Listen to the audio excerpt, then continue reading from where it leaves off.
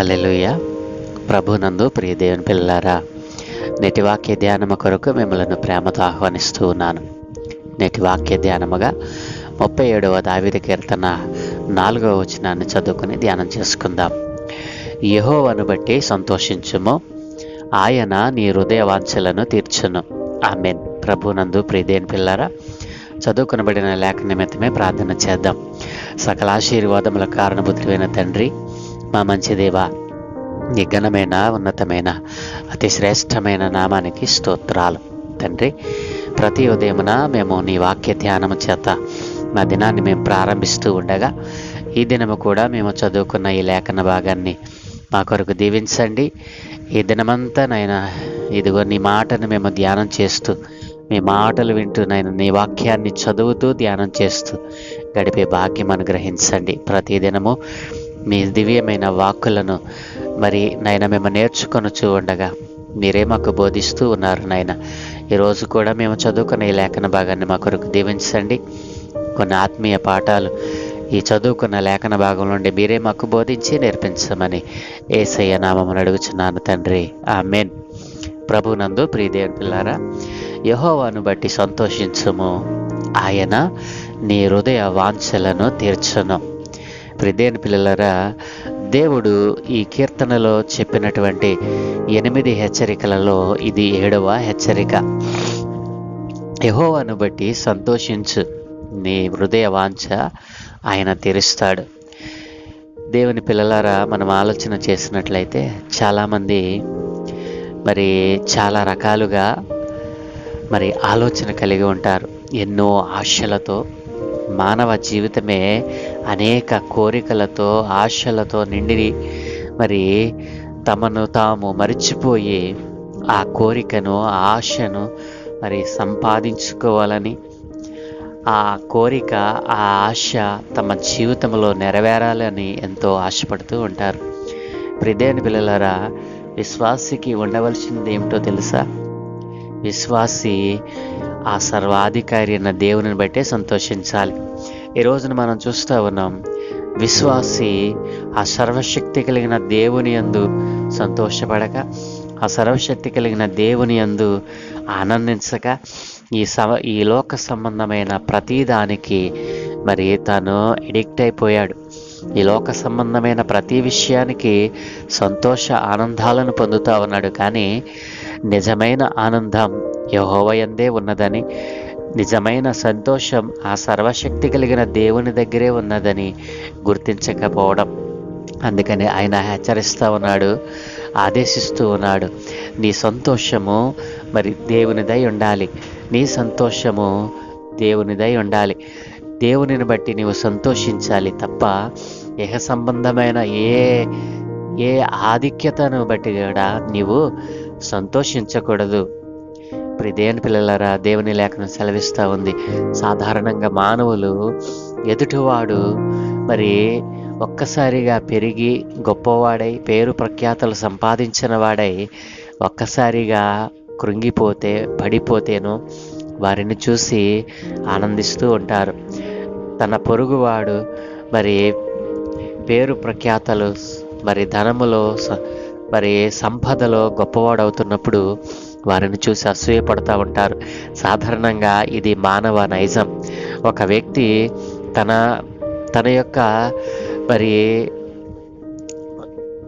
తన యొక్క ఉద్దేశంలో, తన యొక్క ఆలోచనలో మరి తను పని చేసుకుంటూ ఎవరిని మోసం చేయకుండా తన్ను తాను దేవునికి అప్పచెప్పుకొనకుండాను మరి తన యొక్క జ్ఞానం చేత తన యొక్క బుద్ధి చేత ఒకవేళ వృద్ధిలోనికి వెళ్తున్నప్పుడు ఆ వ్యక్తి దేవుని యొక్క సహాయం లేకుండానే నేను ఇలాగున సంపాదించగలిగాను, ఇలా పెద్దవాడనై అవ్వగలిగాను అని తన మనసులో అనుకుంటాడో లేదో, కానీ ఈ రోజున చాలామంది మనుష్యులు ఎలా తయారయ్యారో తెలుసా?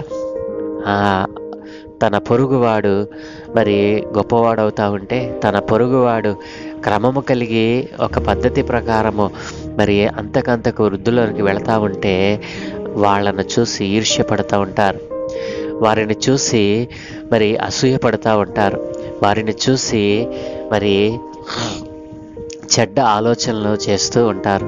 ప్రియదేవుని పిల్లరా, ఇట్లాంటి మనస్సు దేవునిని ఎరుగినటువంటి వారికి మరి మనం చూస్తూ ఉంటాం.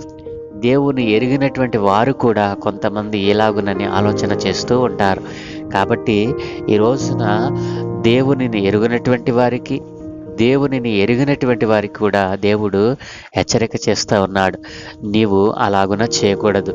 ఒకవేళ నీవు అలాగున చేస్తే దేవుడు నీ హృదయ వాంఛను ఎంత మాత్రమునో తీర్చాడు. మరి ఎదుటివారిని చూసి ఏడ్చేటువంటి మనస్సు నీకుంటే, ఎదుటివారిని చూసి వారు పతనమవుతూ ఉంటే ఆనందించేటువంటి మనస్సు నీకుంటే, దేవుడు నీ హృదయ వాంఛను ఎలా తీరుస్తాడు?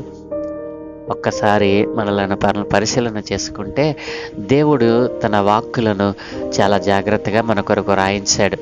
యెహోవాను బట్టి సంతోషించు, ఆయన నీ హృదయ వాంఛలను తీరుస్తాడు. మరి ఏ నామమున నీ హృదయ వాంఛ తీర్చబడదు. మరి ఎవరు కూడా నీ హృదయ వాంఛలను తీర్చలేరు. హృదయ వాంఛ అంటే ఏమిటి? మనము దేనినైతే ఆశిస్తామో, మన హృదయంలో మనము దేనినైతే కావాలని కోరుకుంటామో వాటిని నెరవేర్చగలిగిన వాడు ఆ సర్వశక్తి కలిగిన క్రీస్తు వారే. కాబట్టి ప్రియదేవుని పిల్లలారా, అలాగున నీ హృదయంలో దేవుని వాంఛ, దేవుని మాటలను నీ హృదయంలో ఉంచుకున్నట్లయితే, దేవుని వాక్కులను నీ హృదయంలో ఉంచుకున్నట్లయితే ఆయన నీ హృదయ వాంఛను తీరుస్తాడు. ప్రియదేవుని పిల్లరా, ఎవరి ఆశలను ఆయన తీరుస్తాడు? 145వ కీర్తన 19వ చరణము ఈ రీతిగా చెలవిస్తూ ఉంది. తన యందు భయభక్తులు గల వారి కోరిక ఆయన నెరవేర్చును, వారి మొర్ర ఆలకించి వారిని రక్షించును. ఎంత శ్రేష్టమైన వాగ్దానము అండి! ఎవరైతే ఆయన యందు భయభక్తులు కలిగి ఆయన యందే ఆనందిస్తారో అట్లాంటి వారి కోరిక ఆయన నెరవేరుస్తాడట. అంత మాత్రమే కాదు, వారు పెట్టే ప్రతి మొర్రను ఆయన మరి విని ఆలకిస్తాడు, వారిని రక్షిస్తాడు. ప్రియదేవుని పిల్లారా, కాబట్టి నీ సంతోషము దేవునిలోనేనా?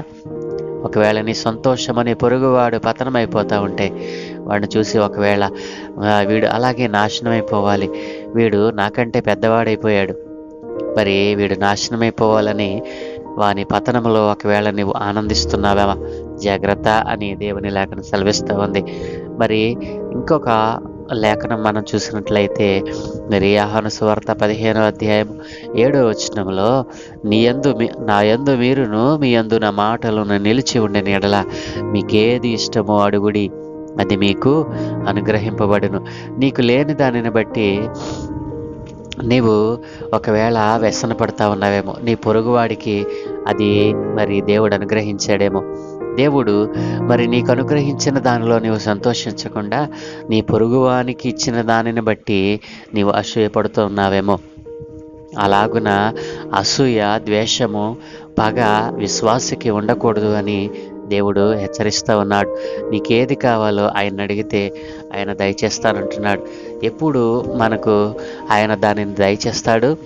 మరి ఆయన యందు మన యందు ఆయన మాటలు ఎప్పుడైతే నిలిచి ఉండనిస్తామో, మనం ఏది అడిగితే దానిని ఇస్తానని దేవుడు వాగ్దానం చేస్తూ ఉన్నాడు. కాబట్టి ప్రియదేవుని పిల్లరా, యెహోవాను బట్టి మాత్రమే మనం సంతోషించాలి, ఆయనను బట్టి మాత్రమే మనం ఆనందించాలి. ఆయన మన హృదయ వాంఛలన్నిటిని తీర్చగలిగినటువంటి సర్వశక్తి కలిగిన దేవుడు. నీవు దేనిని బట్టి సంతోషిస్తూ ఉన్నావు?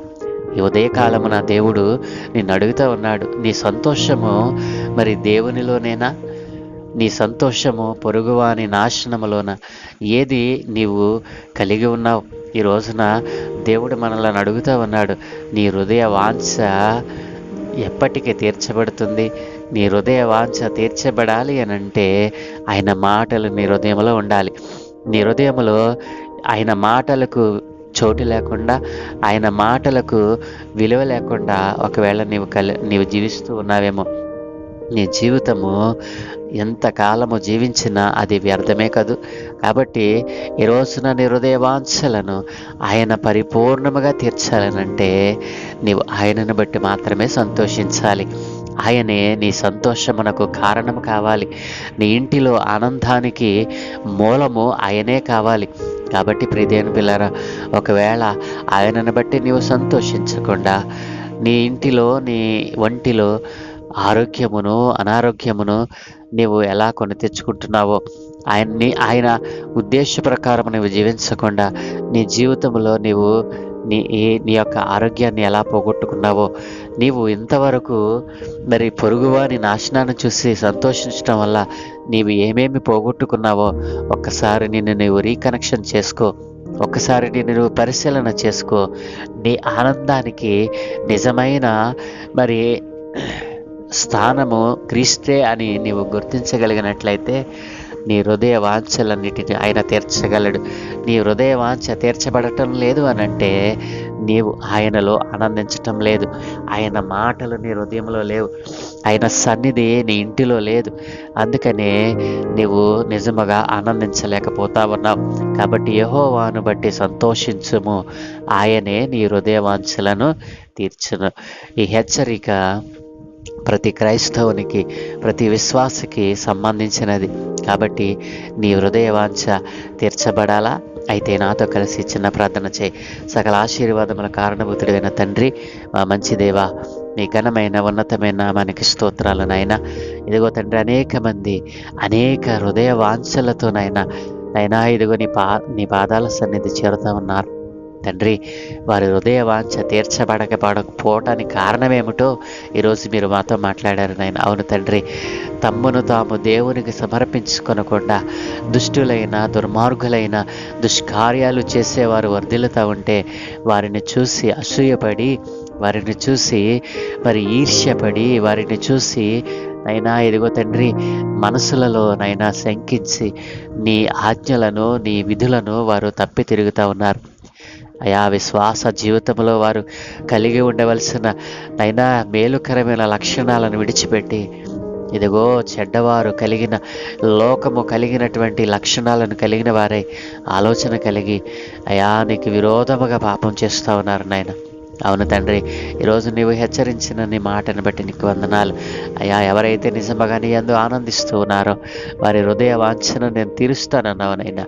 అలాగున వారి హృదయ వాంఛ తీర్చబడాలి అని ఇంతవరకు వారు చేసినటువంటి నైనా ఇదిగో నీ వాక్యమునకు విరోధమైన జీవితమును విడిచిపెట్టి ఇదిగో తండ్రి నీ యందు ఆనందించాలని, నీలోనే ఆనందించాలని, నీతోనే నాయనా మరి సంతోషించాలని ఆశపడుతున్న ప్రతి కుటుంబాన్ని, ప్రతి అయినా సహోదరిని ఒకసారి జ్ఞాపకం చేసుకోమని నైనా, ఎంతో కాలముగా వారు నైనా ఎదురు చూస్తున్న వారి హృదయ వాంఛ ఈ దినాన తీర్చబడినట్లుగా వారు తమ్మును తాము మీకు సమర్పించుకునే భాగ్యం అనుగ్రహించమని, ఈ సువార్త సకల జనులకు ప్రకటింపబడినట్లుగా అయా ఇదిగో తండ్రి నీవే ద్వారాలు తెరవమని, అనేక మందిని లేపమని, ఈ దినమే చేపలన్నిటి మీద మీకు దృష్టి ఉంచి మీ దూతల కాపుదలను గురించి మీరే మహిమ పొందుకమని యేసయ్య పరిశుద్ధ నామమున ప్రార్థించి వేడుకుంటూ ఉన్నాము తండ్రి.